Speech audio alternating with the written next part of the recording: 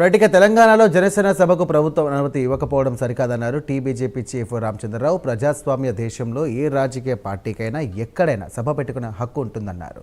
కాంగ్రెస్ ధోరణి emergency mind సెట్ను కూడా తలపిస్తోందంటూ అభిప్రాయపడ్డారు ఆయన. 2028 తెలంగాణ అసెంబ్లీ ఎన్నికల్లో జనసేనతో కలిసి బీజేపీ పోటీ చేయడంపై ఇప్పుడే ఎటువంటి నిర్ణయం చెప్పలేమన్నారు. పవన్ కళ్యాణ్ గారు ఆంధ్రప్రదేశ్లో మాకు ఎన్డీఏలో ఒక భాగ్యస్వాములు.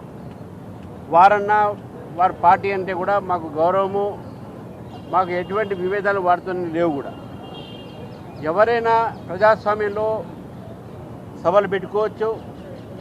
సభలు నిరాకరించడానికి అసలు అవసరం లేని ఒక సమయంలో సభని నిరాకరించినటువంటి ఒక ఎందుకు చేశారనేది దానికి కారణాలు కూడా ఎవరికేం తెలియదు. అన్ని పార్టీలతో విభేదాలు ఉంటాయి, ఐడియాలజికల్ డిఫరెన్సెస్ ఉంటాయి. కానీ ప్రజాస్వామ్య కార్యక్రమాల్ని